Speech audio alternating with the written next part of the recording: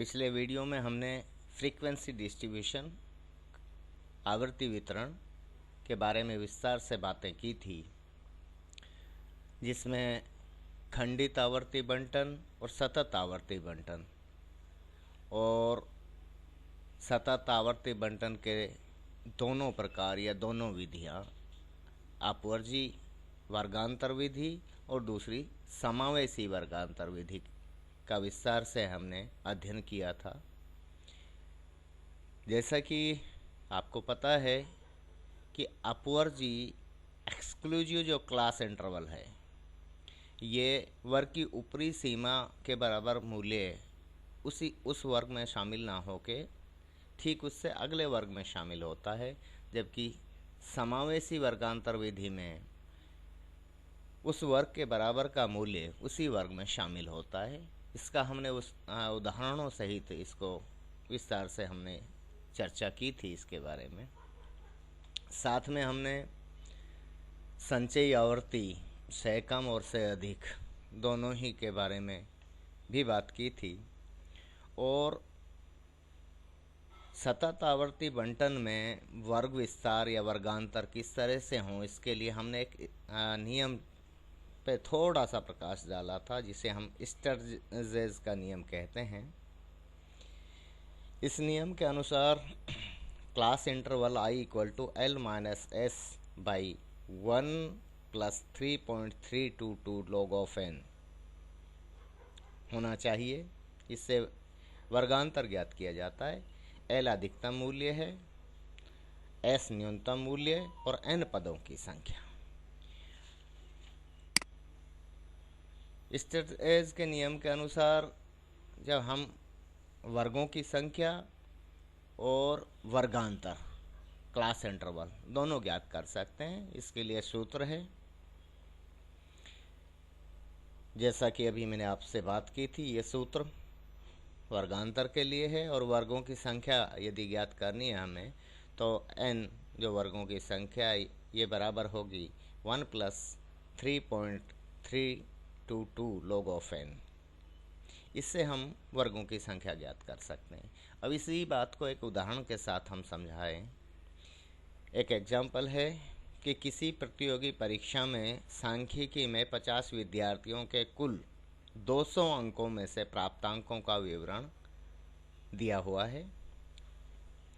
देखिए, इसमें ये जो हमारे सामने सूचना है, आंकड़े हैं, ये फैले हुए हैं। 135, 78, 73, 8, 12 कोई एक सिस्टम में नहीं है, बल्कि ये फैले हुए हैं। तो सबसे पहले तो हमें चाहिए कि इनको एक क्रम में व्यवस्थित कर लें। अगर हम आरोही क्रम में व्यवस्थित कर लेते हैं, छोटे से बड़े की ओर अंकों को हम व्यवस्थित करते हैं, तो उससे हमारे लिए आसानी होगी। स्टर्जेस के नियम के जब हम प्रयोग करेंगे, तो इसके लिए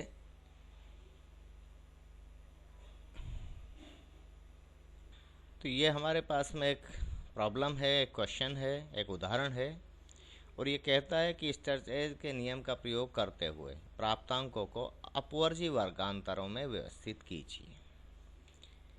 एक्सक्लूसिव क्लास इंटरवल में इनको अरेंज करना है। तो स्टर्जेस का नियम क्या है कि I class interval equal to L minus S by 1 plus 3.322 into log of n। ये है L लोवेस्ट वैल्यू और largest value, S smallest value. तो अब इसमें देखिए, हाईएस्ट वैल्यू जो है या लार्जेस्ट वैल्यू क्या है, यहाँ पे देखिए 168। जब इनको हम व्यवस्थित करेंगे, आरोही क्रम में व्यवस्थित कर लेंगे, तो उससे हमें बिल्कुल साफ पता लग जाएगा। 168 अधिकतम मूल्य है, और न्यूनतम मूल्य या सबसे छोटा मूल्य जो इसमें क्या है, वो 3 है। ये रहा। तो L का पता लग गया, S का पता लग गया, N पदों की संख्या कितनी है, नंबर ऑफ स्टूडेंट कितने हैं यहाँ 50, तो पदों की संख्या 50 है।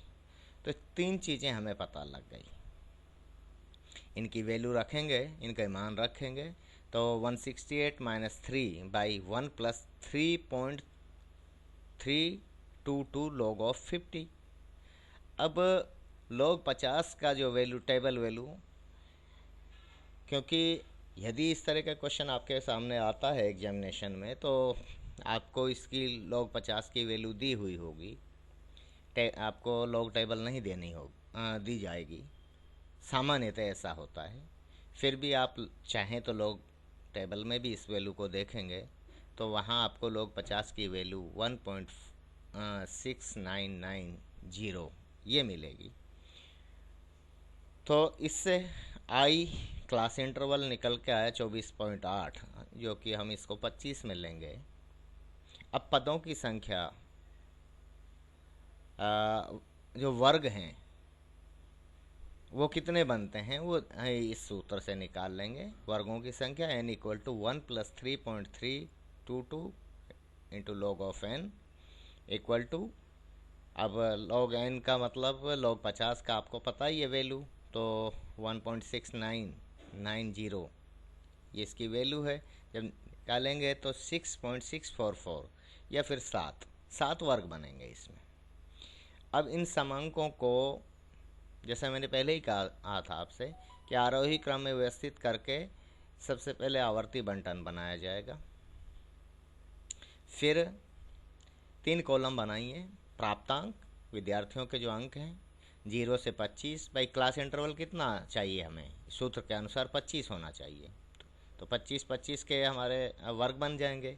0, 25, 25 से 50, और चूँकि अधिकतम वैल्यू है 168 है, तो ऐसा वहाँ तक जाएंगे जहाँ तक 168 आ जाए।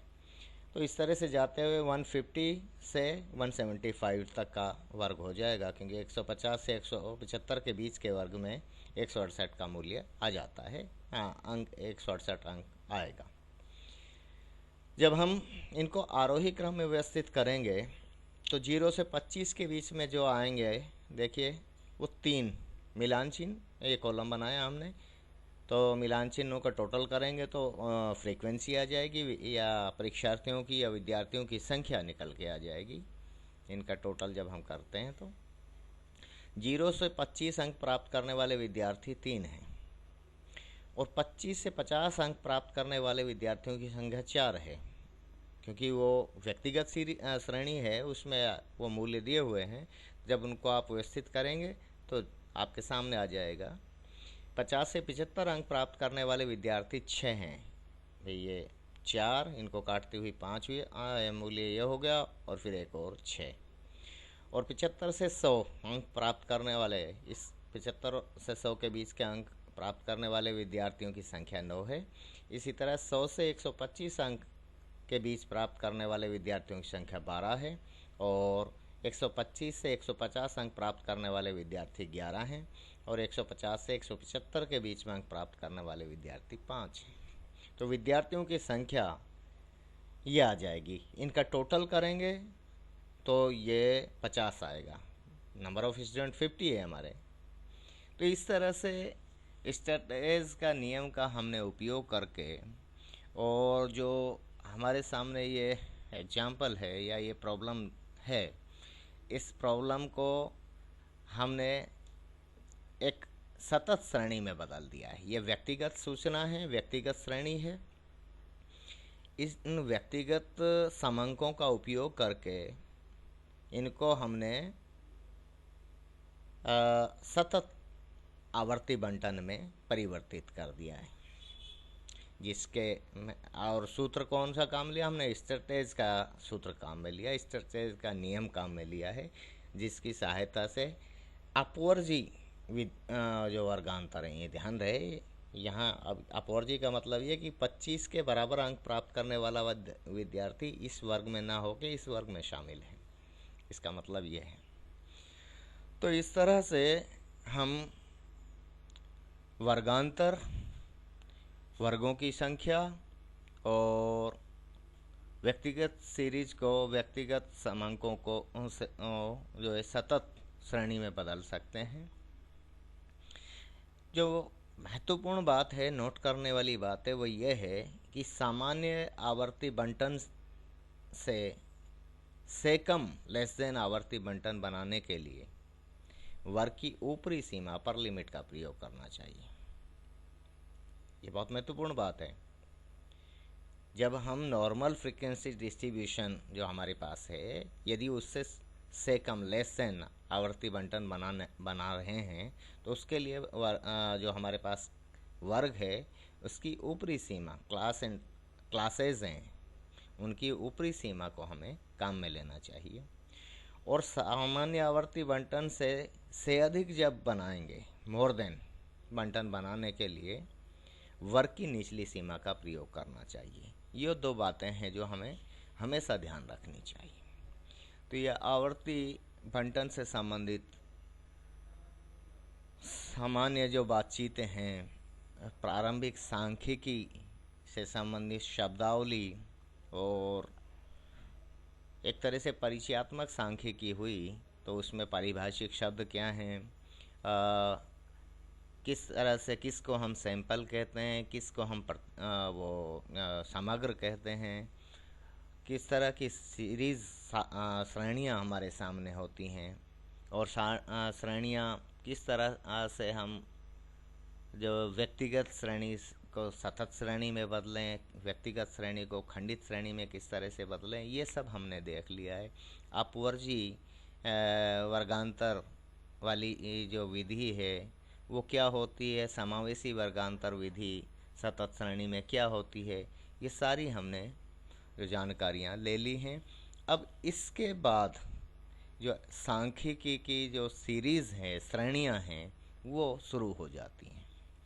तो ये तो प्रारंभिक जानकारियाँ हमारे लिए, हर विद्यार्थी के लिए जानना ज़रूरी है।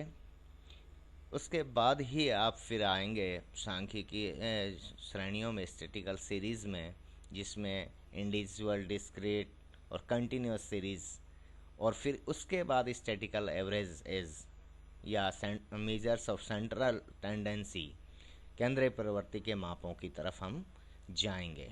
तो ये आज का आपके लिए इतना ही ठीक है। अगले में हम बाकी आगे की बात करेंगे। थैंक यू, धन्यवाद।